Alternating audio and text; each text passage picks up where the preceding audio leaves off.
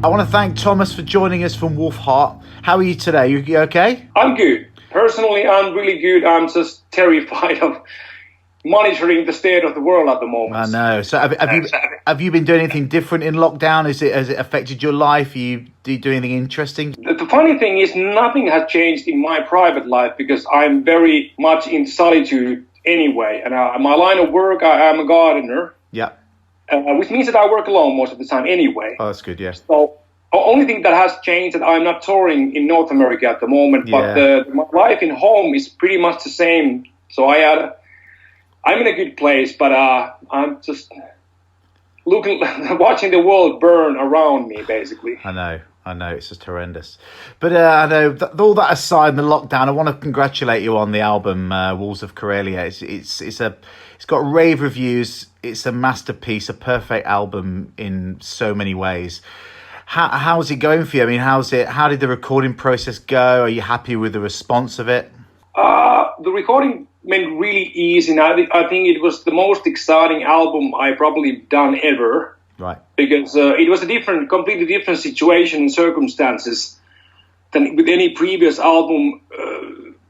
The previous album, Constellation of the Black Light, we did about 140 gigs in 10 months when that album came out. Yeah. Which we've never been that busy, not even close to that amount of gigs.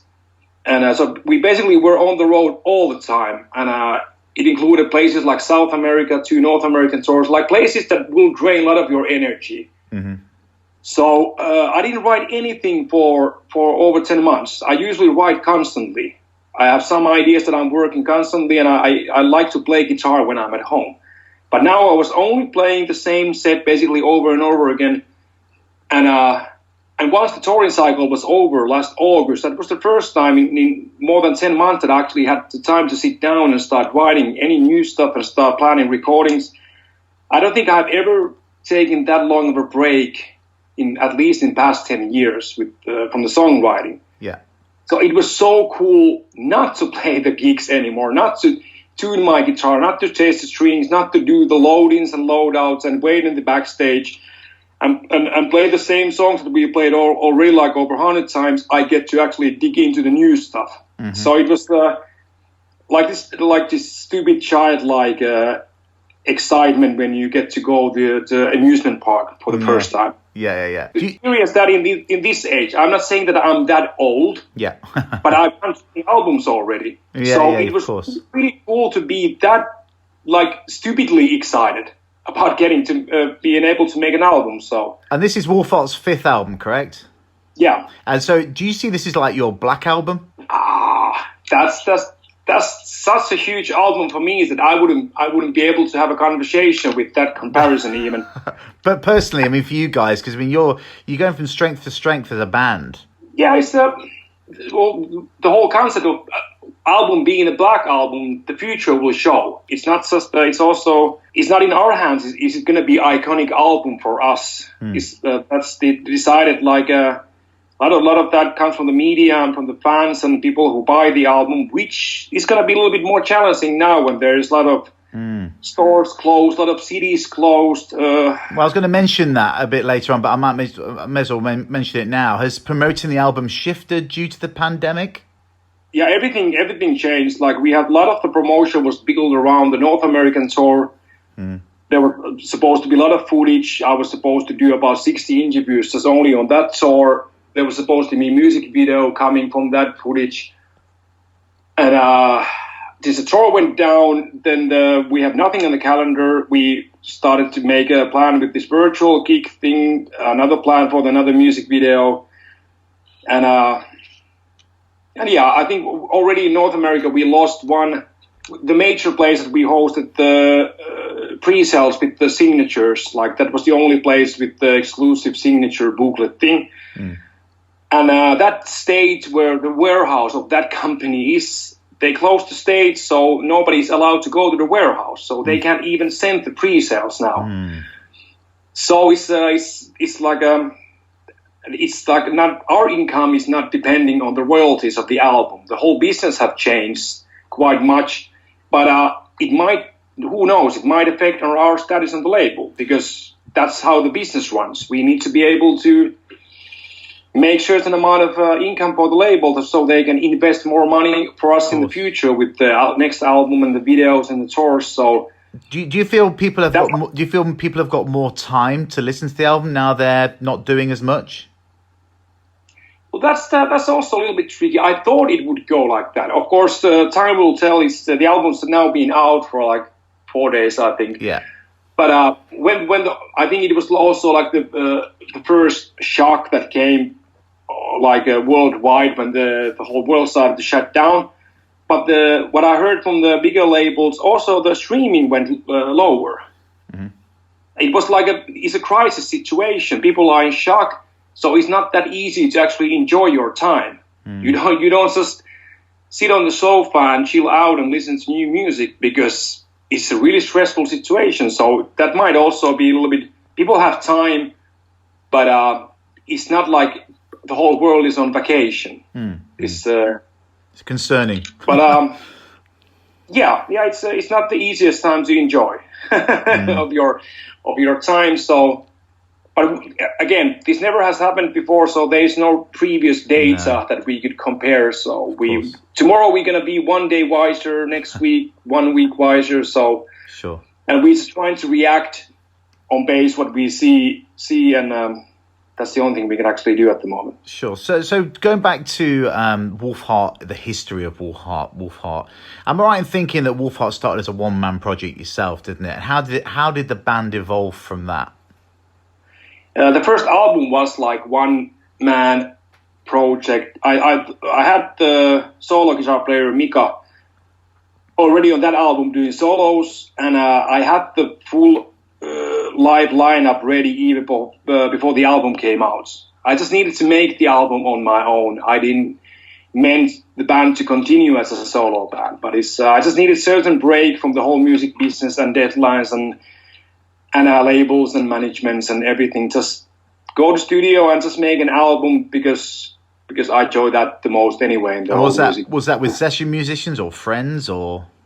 Just by myself. Yourself. I've done that.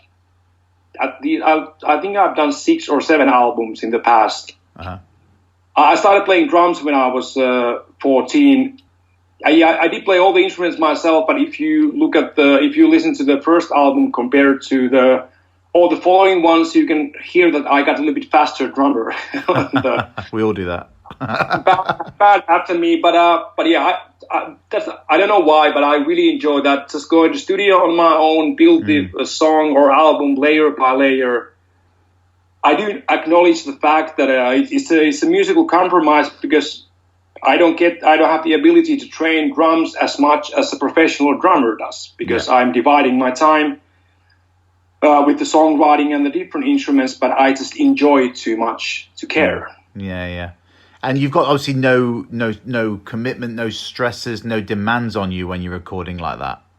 Yeah, because then I can work very impulsively. Like whatever idea I get, I just put that on the tape. There's no approvals that I need to seek from anybody, or it's just making music to myself. So when did you decide, right, this needs to become, a stage show as well as a band and everything else that goes along with that? I did knew that already when I was recording the album. Mm-hmm. And we already had the first gigs booked for the release of the album. So that was already the plan. Be alone at the studio just to get things started, because on the same year that the first Wolfheart album came out, I buried all of my previous bands in one decision. So I just needed to keep that peace and quietness for a little bit longer. So I believe that you coined, or the band coined, the phrase, the genre winter metal. Can you expand on that? Yeah, well, what we would otherwise label would be melodic death metal, which is a little bit too wide. A lot of bands beat to melodic death metal, and they can be completely different. And I do have a certain approach with the production when it comes from changing even the instruments and the strings and everything. I try to aim for this certain kind of sound, especially with the guitars and bass, and using baritone guitars for that. Yeah. So what I really try to aim is like this if you ever been, you said you've been in Helsinki in January. Yeah. But we didn't have any winter this year, so It was still cold. That wasn't cold. It's always cold. But that gives you some kind of picture, because that was not cold at all. Yeah, sure. We have had colder midsummer evenings than that the January was. Yeah. Because I was working outdoors the whole January, so I know. Yeah. But yeah, if you have ever experienced like a winter storm in Lapland, Finland, when it's brutal cold, like a lot colder than you. Yeah, I can believe it. You felt in Helsinki, super cold, but you have the northern lights on top of you. You have a completely clear sky, and since the trees don't grow that tall in Lapland, you get to see a really wide landscape. The combination of the harshness and the beauty is something I try to make into the music also. Not just composing, but the production needs to be like an avalanche that just buries you, but it happens in a very beautiful scenery. So you get buried at least in a beautiful place. But yeah, and I am very, very much a winter person anyway. I do write most of the music during the winter because of my day job. I do have a long winter vacation that lasts usually 4 months. So there's a lot of connections to winter, and I just would hate us to be labeled just as a plain melodic death metal. Sure. I mean, could you put any other bands in the winter metal genre?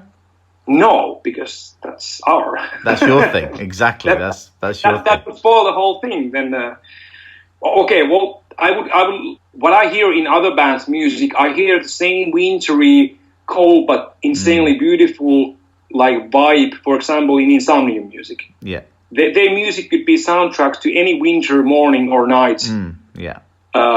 Night in Finland or northern Finland. So a lot of Finnish bands would fit actually, but they are not allowed to be in that genre because that is ours and ours alone. So when it comes to writing, do you obviously write with Finland and Scandinavia in mind, with the history, and I believe that the album name is part of Finnish history as well, isn't it? Yeah, it's a region in Finland, in the eastern border, and I'm from that region, and that was one of the key places were in the Second World War when we were having our battles between Russia. Yeah. And the Karelian area was the area also where we lost most of the land when the final border was drawn. And when they draw the border, they draw it 7 kilometers from my father's home farm, where my father's family line has been living for a few centuries. So, I spent my whole childhood in that village, right on the border of Russia, and there was still you can see the places, you can see the monuments, even though I didn't understand those that well when I was a kid. But the cannons on the hill pointing towards Russia and stuff like that. So it was quite clear, growing up there, that something happened. And the older I got, the more I started reading and learning about the past of the Karelian area. Mm-hmm. It's very cool, very interesting. And does that come through in the writing of the songs as well? Is that come from that region, from the Finnish history? Well, with the music, there's a lot more personal connection because I think everybody has certain kind of a happy place where they go. And when I write music, quite often in my head, I go to the places like the lakes and the forest of that village. And so I kind of write a soundtrack for that region because that's what I feel as home. I haven't been living there for 25 years, but that is my home, and it's been with us with every album. Like in the first album, Winterborn, there's a song called "Ghosts of Karelia." Yeah. On the second album, there's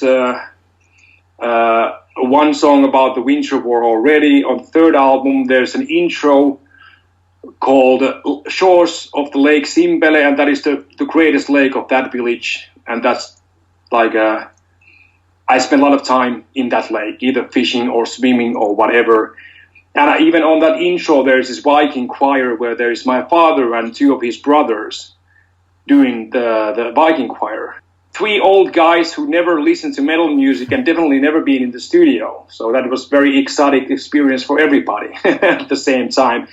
But I tried to keep the connection with my home village and the region with every album, but this is the one album that focuses quite heavily on that. Because there's a lot of beautiful moments in the album, as well as the aggressive, violent elements as well. But that's like because the whole theme of the album is the Winter War, and all the lyrics are based on the stories of the veterans. Mm-hmm. So even though I tried to address the theme as neutral as possible, I didn't want to go full Sabaton. Mm-hmm. If you are familiar with the Swedish band, yeah, of course. Yeah, they are very they bring the war theme very clearly. Yeah, and that's really cool. I do even like the music a lot. I have nothing against the band. Just fun fact: Sweden didn't really participate to any of the Great Wars, but still they have the biggest war metal band in the universe. Yeah. But it's they also covered the Finnish wars and the Winter War and stuff like that. But they have their own style. They are very like documenting and very visual with the war. But I didn't want to go that deeply just to be a war album. But it's everything is based on the actual stories of the real people, and having that connection, I couldn't help myself. Like especially listening to the album now, it came out to be very victorious. Like it's more victorious than I probably would have written to some other theme, because of course to me those guys are the biggest heroes of this country ever had, probably ever will have. And some of those guys are like record-breaking guys in the whole war history, like the sniper White Death. He still has the biggest death toll of all the snipers. Wow. 500 kills in 3 months. It was minus 40 in the coldest days and nights. Shit. And he didn't use scope because he didn't want the sun reflection to give his position away. Yeah.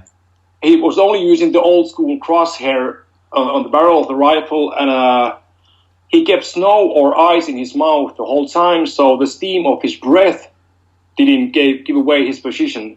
And 500 kills in 3 months. That's incredible. In those conditions, it's crazy. Absolutely crazy. Yeah, and he was from the neighbor village where I was born, so he was from the same area. So when you are having these kind of guys in the past and you are digging into the history and listening to the stories, of course, you make a soundtrack to a war hero movie, basically. Too right. It's so that's it became a lot more like I would say that this is the most Manowar album that we could ever make. If that makes any sense. Yeah, I know what you're saying. So the album's like, as you said, it's like 4 days old. We're over Easter weekend now. Are you pleased? You must be over the moon so pleased about the response it's been getting. The reviews have been incredible. That's been really, really nice to hear, because of course when you do your job well, you know that you did a good job. It's any form of art. You have no control over what the people might think. Exactly. And no way to know what the people are expecting. Some people still want us to make the first album again, and some people are complaining it's not aggressive enough. So there's always opinions. So you never know how it's going to actually go.